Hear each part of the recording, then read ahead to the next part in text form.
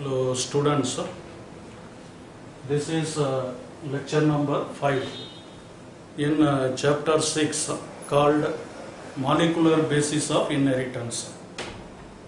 In the previous lecture I was telling you about double helix model proposed by Watson and Crick. In 1953 Watson and Crick proposed the structure of DNA model on the basis of some experimental evidences given by Wilkins, Franklin and Chargaff. Based on these three evidences, Watson and Crick proposed an idea that DNA is made up of two strands, polynucleotide strands. So DNA is not made up of a single chain, it is made up of two polynucleotide chains. That was the first idea proposed by Watson and Crick. These two polynucleotide chains are wound around an imaginary axis like a helical staircase actually. So that is another idea proposed by them in order to accommodate that twist or that X-ray diffraction evidence and other things. In this helical staircase, sugar and phosphate forms the backbone of the staircase, whereas the nitrogen bases will be projecting inwardly. So in this staircase, if sugar and phosphate molecules are forming the backbone, where will be the nitrogen base present means they will be projecting inwardly, forming the steps of the staircase, we can say. Third point proposed by Watson and Crick is that these two chains will be anti-parallel in nature. What is anti-parallel means? If one of the chain is in 5 prime, 3 prime direction, another chain will be in 3 prime, 5 prime direction. That is called anti-parallelity. What do we achieve because of anti-parallelity means? Due to anti-parallelity, the opposite nitrogen bases will be brought closer to each other so that they can form hydrogen bond between them and the chain will become stable. Imagine if both are parallel, nitrogen bases will be projecting outwardly. When they are brought anti-parallel, nitrogen bases are brought closer to each other. So hydrogen bond will be formed. Because of that, stability can be achieved for the double strand. Next point you have to remember is, because of nitrogenous bases facing each other, adenine will pair with thymine only, guanine will pair with cytosine only. That is another idea they proposed. Between adenine and thymine, two hydrogen bonds will be formed. Between guanine and cytosine, 3 hydrogen bonds will be formed. So that is the pairing they proposed in DNA molecule.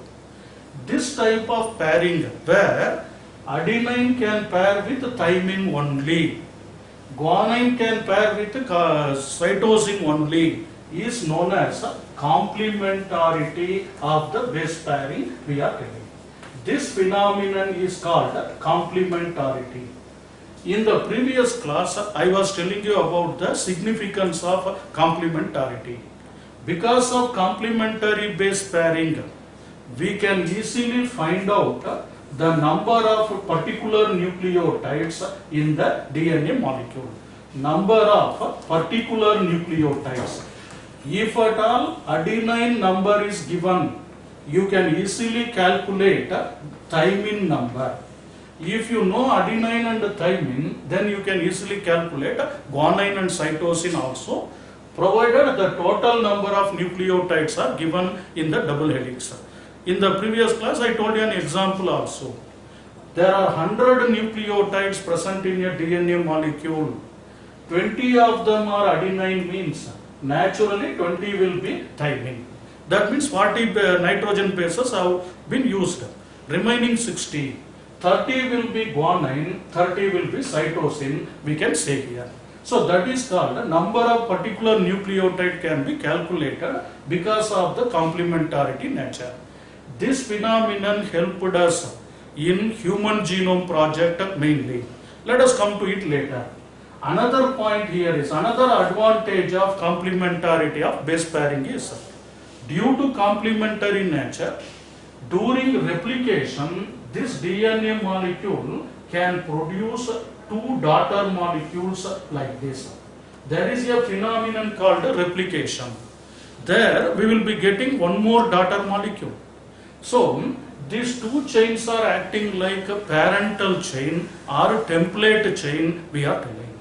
From those parental chain, new chain can be easily produced based upon the complementarity. So this complementarity explains the phenomenon of replication also. Remember, why daughter molecule should be similar to the parental molecule? Because of complementarity basis. I can say that if parent has got adenine here, the newly synthesized strand, daughter DNA strand, will definitely have thymine only here. So that complementarity helps us to understand the process of replication also. This is the nature of complementarity. Then they proposed another point. For every complete twist, there will be 3.4 nanometer distance or pitch of the DNA is 3.4 nanometer. This DNA will be having a diameter of 2 nanometer. That also they gave an idea. So this is the three-dimensional diagram. Otherwise, what is that? The molecular structure of a DNA molecule. And this DNA molecule has got 5 important points. It may be a worthy 5-mark question. Duplex model of DNA can be asked here. Okay. So, understand the phenomenon of complementarity. Now let me continue further in this what is that DNA structure. Okay.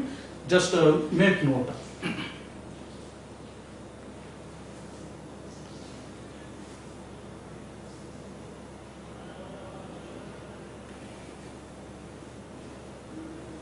Okay. Listen.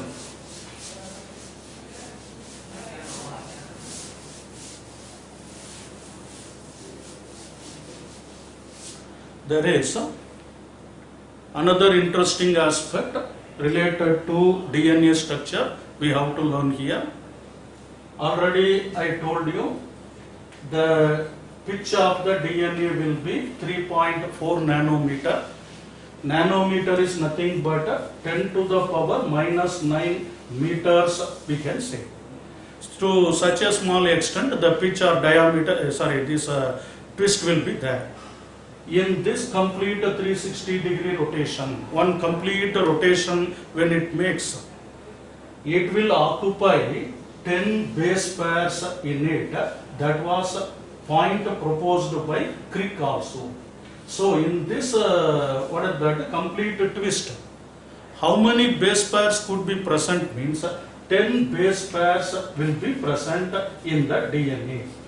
Of course, later some scientists have discovered different types of DNA where there may be 11 bases, 12 base pairs, like that different things were found.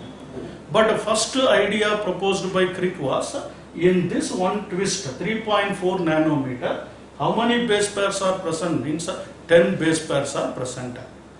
Now you imagine this point, this type of DNA having only 10 base pairs in a twist will be called as bDNA, we are telling. So the first model proposed was bDNA. Later there were cDNA, aDNA, like the various types were there. That all depends upon the number of base pairs in a particular pitch, we can say. Whatever it is, now remember another point.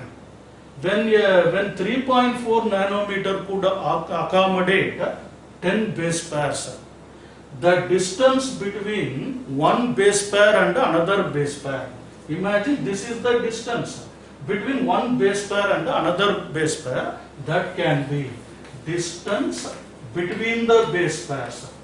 Distance between base pairs will be, how much it will be means, just it will be 0.34 nanometer we can propose.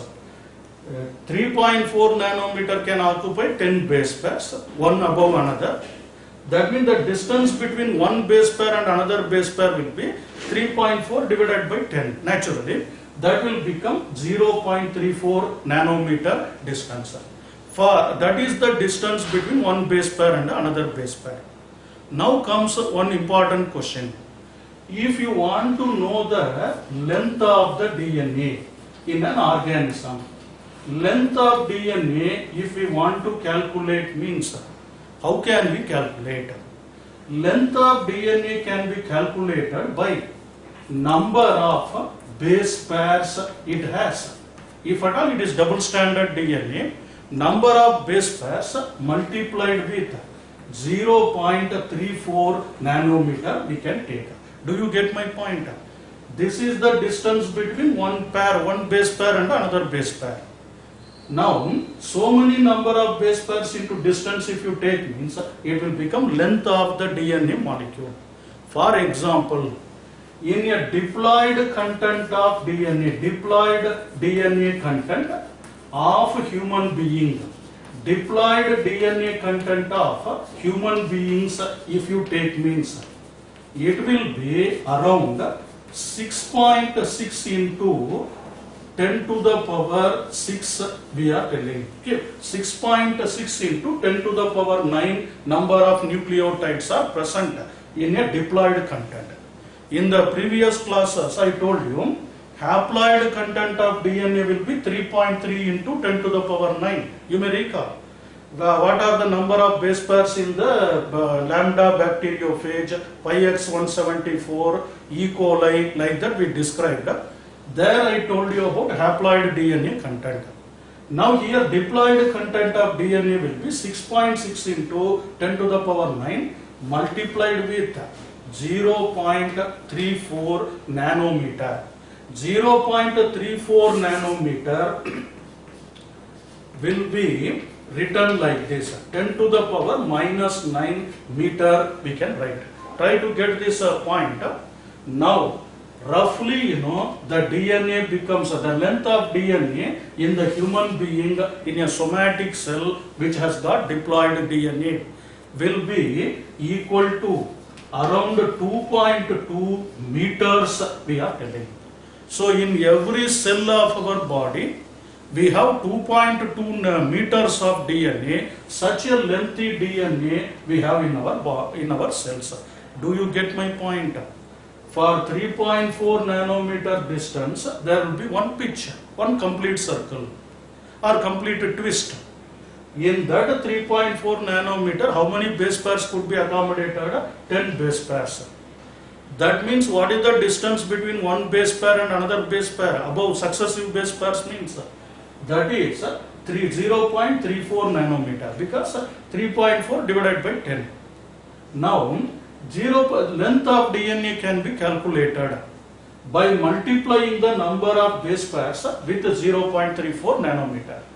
Distance between one base pair and another is 0.34.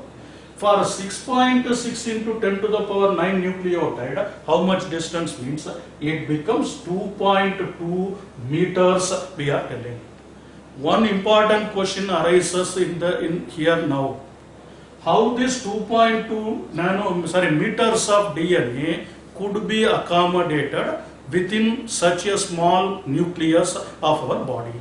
In a small nucleus, after all, nucleus will be around 10 to the power minus 6 only meters of size we are telling. Approximate size of nucleus will be 10 to the power minus 6 meter. But this is 2.2 meters. Now such a long DNA should be accommodated within the nucleus. How? Within 46 chromosomes they must be accommodated. So now I am going to tell you how the DNA could be packed into chromosomes. Do you get my point?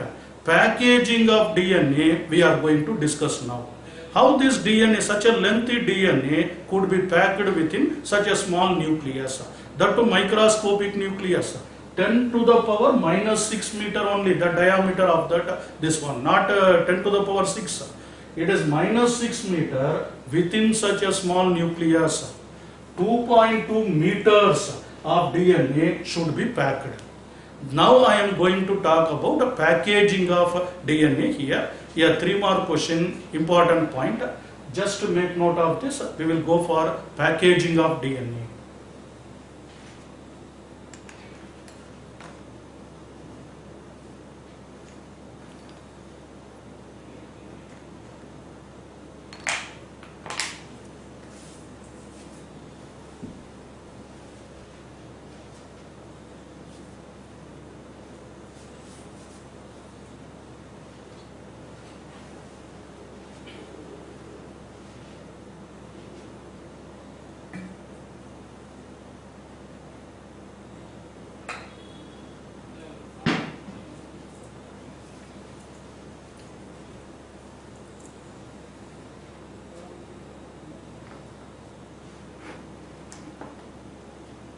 Okay, dear students, let us see about packaging of DNA molecule within the nucleus. We are going to see.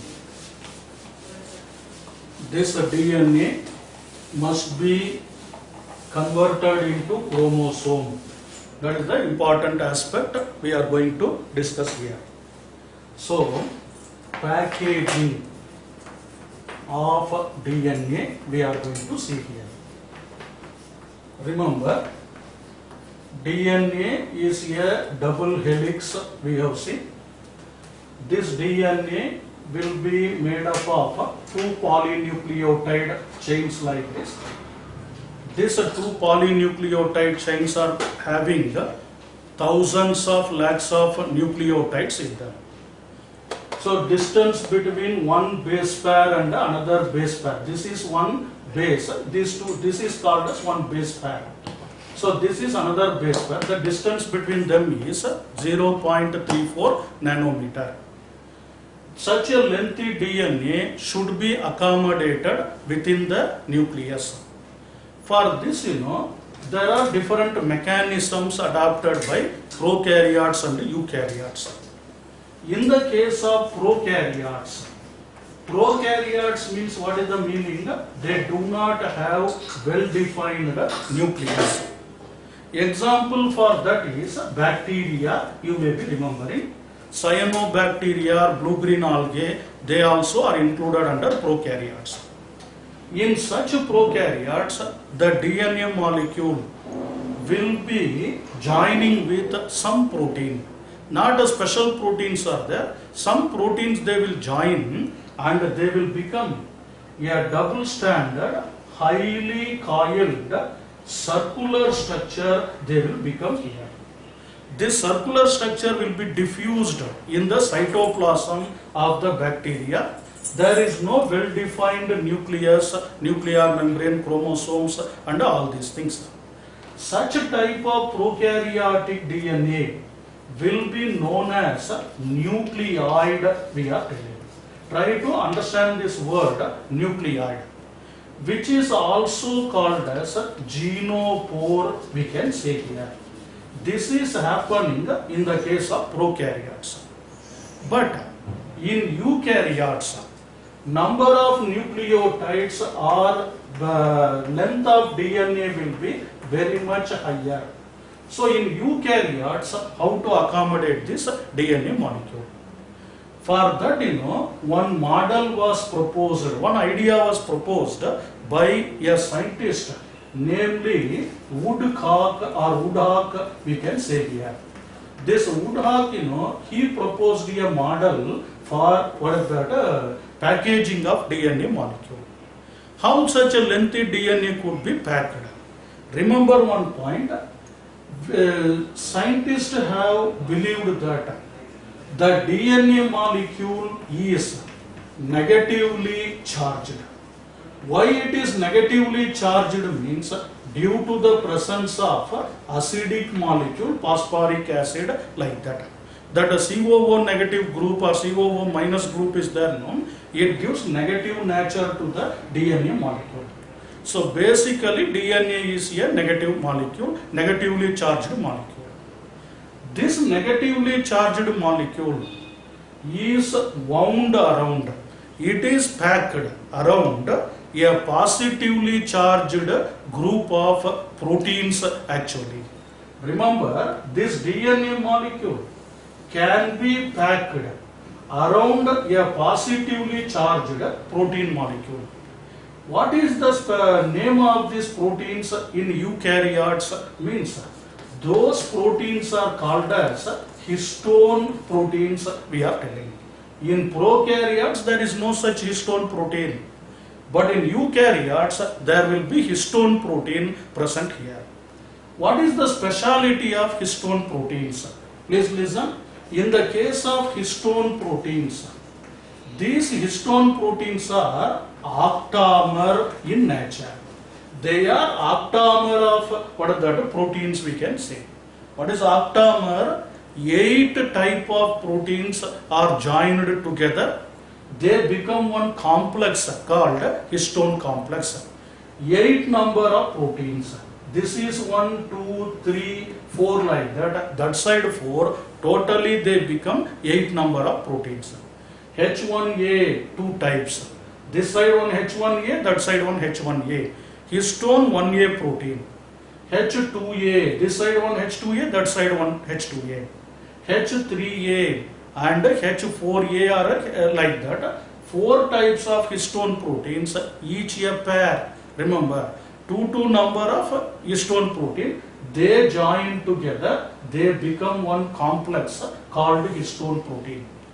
Why this histone protein became positively charged means, why it has become positively charged, we have to understand. These histone proteins, they are rich in 2 types of amino acids called lysine and arginine, remember. Due to the presence of lysine and arginine, histone protein become positively charged, whereas DNA is negatively charged. Such a negatively charged DNA will now wound around the histone, positively charged histone proteins like this, and they will become a special structure here. There will be octamer of histone surrounding that. Around 1 3/4 of circle of DNA will be packed around that protein. This kind of structure, like this, many number of octamers will be taking or packing the DNA here. Imagine this is another histone complex where 8 proteins are present called octamer. Surrounding that complex also there will be DNA molecule coiled like this. The DNA is of course double stranded. It will coil around that histone protein in this way, and they will be forming many beaded string-like structure like this. This is the third histone complex. Here also there will be coiling around the histone complex. Now listen. This combination of octamer of histone and the DNA around it will be known as a nucleosome we are telling. This is called as a nucleosome, remember. What is a nucleosome? The combination of octamer of histone with DNA molecule. How many nucleotides can be accommodated within this histone complex means around 200 base pairs can be accommodated in a nucleosome. Do you get my point? If the DNA is lengthy one, 2.2 meter length, we cannot pack it easily as it is. So we have to fold it. How to fold a negatively charged DNA? We must use positively charged protein. Who is that protein? Histone protein. How many histones are forming a complex here? 8 number, histone octamer. Surrounding that octamer, there will be 200 base pairs tightly packed. Now this becomes a packaging unit called nucleosome.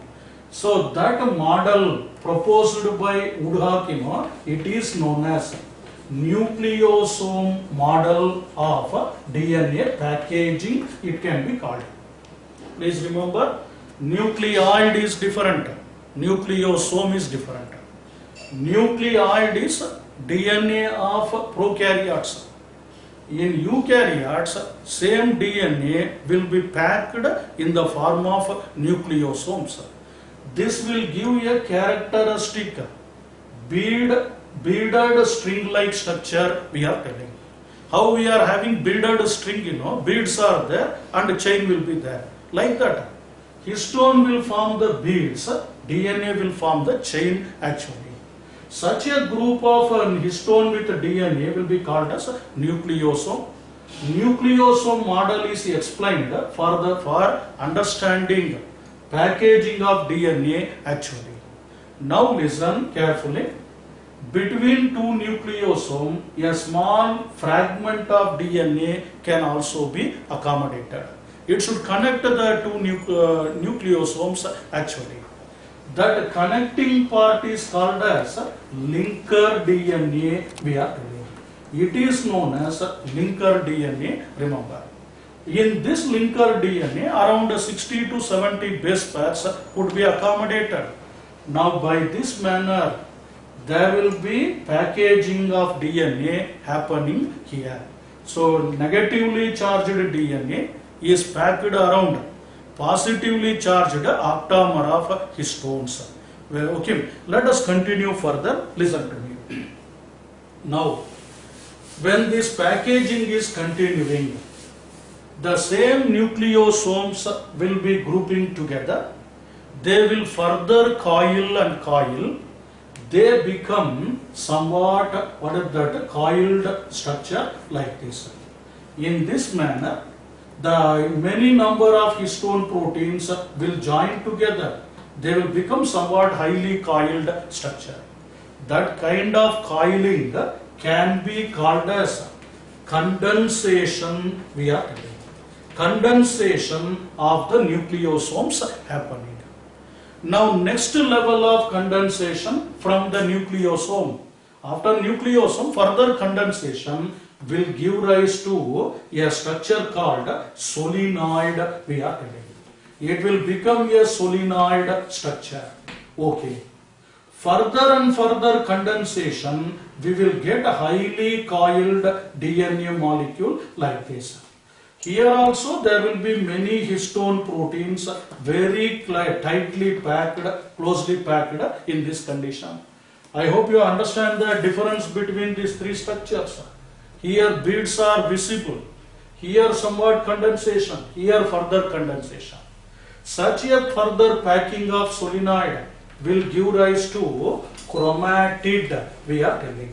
You might have heard this word chromatid already. So what is a chromatid? Highly packed group of solenoids. What is a solenoid? Highly packed group of nucleosomes. Nucleosomes will pack together, they will become solenoid. Solenoid will further undergo condensation, they will become chromatid. This is the chromatid which is visible during prophase stage of the cell division and all. In prophase you have seen leptotins, zygotin and all in meiosis. Even in mitosis also prophase is there. There we could come across a condensed thread-like structure called chromatid. Further condensation of chromatid. Further and further when they undergo condensation, they become a highly visible colored thread-like structure here. Here there will be highly packed DNA molecule in this manner. That will become, that coiled structure will be now known as chromosome we are today. Chromatid will become chromosome when at the time of metaphase and anaphase. During metaphase and anaphase, chromosome can be clearly visible. Before that, what is the stage of the chromosome? It is called chromatid. Before chromatid, it will be called solenoid. Before solenoid, it is called nucleosome. Before the formation of nucleosome, DNA is different, histone is different. I hope you got this point. This is how we package the DNA molecule. 2.2 meters of DNA within 10 to the power minus 6 number nucleotide or within 46 chromosomes. This 2.2 meter will become 46 chromosomes visible during what is that? Metaphase and anaphase stages. Okay, this is the point related to packaging of DNA with reference to eukaryotes. So in eukaryotes, there will be nucleosome model which will become solenoid, solenoid will become chromatid, chromatid will become chromosome. To such a condensed structure, it will become a DNA molecule. This is the mechanism of packaging of DNA. Now, remember one more point. When the further and further condensation happens in the DNA molecule, there will be some extra proteins will also be required. We could not pack the solenoid just with histones only. We need some other proteins, extra proteins also. Those proteins are also helpful for packaging further. These proteins are called non-histone proteins. They are called, remember this point, they are called non-histone proteins. What is the speciality of non-histone protein? When solenoids and chromatids are undergoing condensation, other than histone, we require some other protein also. Otherwise, additional to histone. In addition to histone, we require some other protein. Such proteins are called non-histone protein. These non-histone proteins will also be helping for this process in the case of what? Eukaryotes. Dear students, in prokaryotes, no such condensation and other things are happening. The genetic material will be diffused into the cytoplasm. Such a diffused long molecule will appear like a nucleoid. Remember, nucleoid is different, nucleosome is different. Who proposed nucleosome model? Uddak. In what is that? In Uddak model, there will be 8 number of histone proteins which will group together, they will form a octamer. Remember, surrounding the octamer, DNA will be wrapped around. That will form a packaging. How that wrapping is possible? DNA is negatively charged, whereas histone is positively charged. Remember this point? This DNA is negatively charged. This histone is positively charged. So they can be packed around each other. That will give us a nucleosome. Further condensation will give us a solenoid. Further and further condensation will give us a chromatid, then chromosome it will become. I hope you got this point. This is regarding packaging of DNA.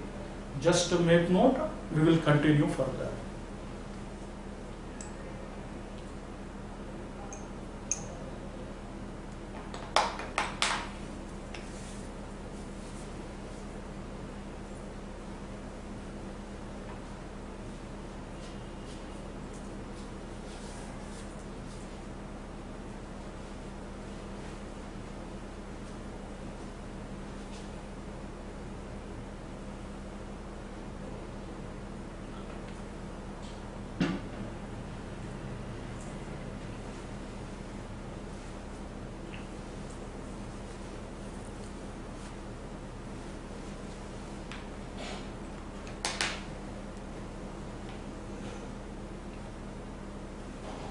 Okay, students,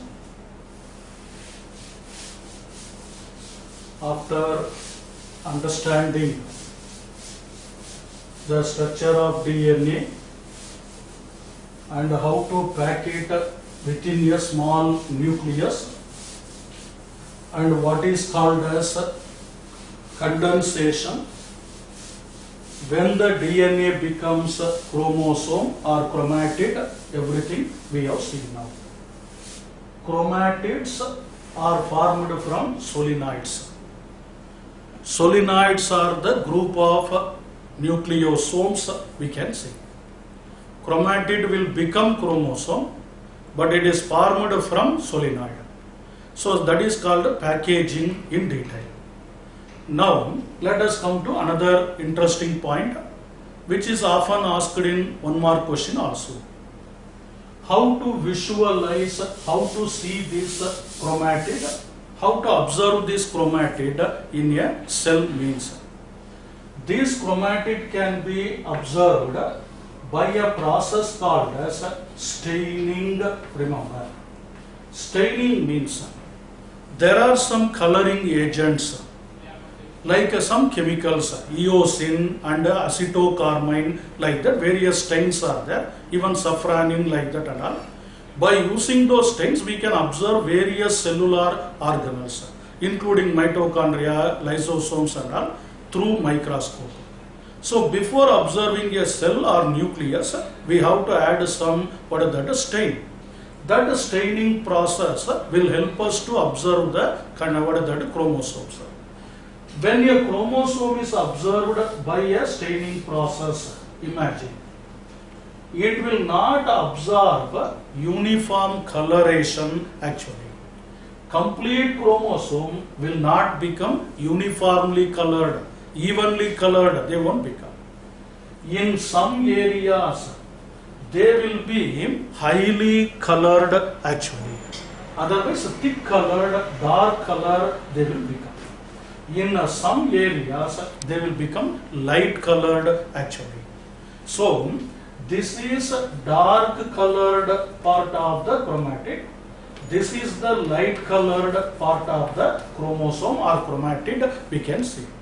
So, when we put a stain over the chromatid, it will not show uniform coloration. In some areas, it will become darkly colored. In some areas, it will become lightly colored. This darkly colored part of the chromatid due to staining, otherwise darkly stained part of the chromatid will be known as heterochromatin we are telling. That heterochromatin, the word refers to darkly colored, darkly stainable portion of the chromatid. Dark stainable portion. Lightly stainable portion which has not absorbed much color, it will be known as euchromatin we can say. Do you get the difference between heterochromatin and euchromatin? One more questions are asked. Heterochromatin is darkly stainable part of the chromatid. Euchromatin is the lightly stainable part of the chromatid. Why they must be darkly stained? Why euchromatin should be lightly stained? Because in heterochromatin, high coiling will be present. Highly coiled part will become the heterochromatin actually. Here the solenoid and other things will be highly coiled, highly condensed. So there is no uniform condensation.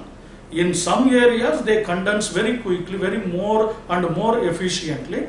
That is called a highly coiled area. Why euchromatin should become light stainable? Because of what is that? A less coiled structure we can see. Here highly packed, here less packed condition we can see here. Then one more difference you can understand in this case also. When the DNA is highly coiled in the heterochromatin, they will not be easily available for protein synthesis. If you want to do protein synthesis, the DNA should be uncoiled. Then only they will produce mRNA, then only mRNA will give rise to protein or will help for protein synthesis. But here what happened, due to dark, highly coiled nature, they will be transcriptionally inactive part we are telling. Heterochromatin is transcriptionally inactive part, remember this point. Transcriptionally inactive part. Which one? Heterochromatin. But euchromatin, if you observe, means it is less coiled. Easily it will produce mRNA because less coiling, easily it can be unpacked and mRNA can be synthesized. You know what is transcription? Transcription refers to formation of mRNA from the DNA. So DNA is able to produce mRNA, or what is that? Any RNA we can say. That formation of RNA is called transcription. Heterochromatin is a transcriptionally inactive region. Euchromatin is transcriptionally active region. Remember this point.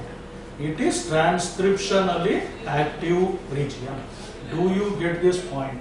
These are the three differences between heterochromatin and euchromatin. Heterochromatin is darkly stainable part of the chromatid. It is highly coiled. It is transcriptionally inactive. 3 points. Euchromatin is lightly stainable part. It is less coiled and transcriptionally active in nature. That is the difference between heterochromatin and euchromatin. Very important, often asked question it is. Now listen. This kind of differential staining ability of the DNA molecule, differential staining ability of the DNA molecule is described with another terminology that is known as heteropyknosis. We are telling heteropyknosis. What is heteropyknosis? The differential staining ability of the DNA molecule is called heteropyknosis. Due to heteropyknosis, we get two types of areas in the chromatin. One is heterochromatin, another one is euchromatin. Heterochromatin is a darkly stainable part, highly packed structure, transcriptionally inactive. Euchromatin is a lightly stainable part, less coiled part, transcriptionally active. What is transcription? Formation of RNA from the DNA. Okay, in today's class, let us we have completed about packaging of DNA. Very important 5-mark question. Nucleosome model I described. Even before that, we have seen what is the advantage of complementarity, what is called anti-parallel nature, everything we have described in Watson and Crick model. Then I told you about heteropyknosis, heterochromatin and euchromatin, like various terminologies. We shall continue remaining part in the next class. Okay, right.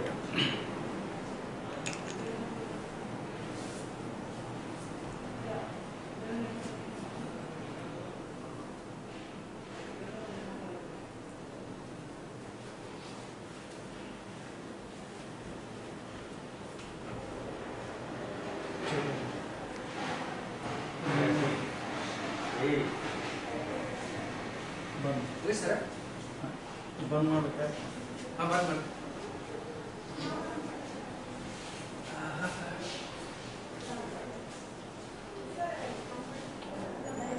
ಬಾಗುಂಡು ಮಾಡು ಇನ್ನೂ ಕೈಲಿ ಹಚ್ಚಲಿ ಮತ್ತೆ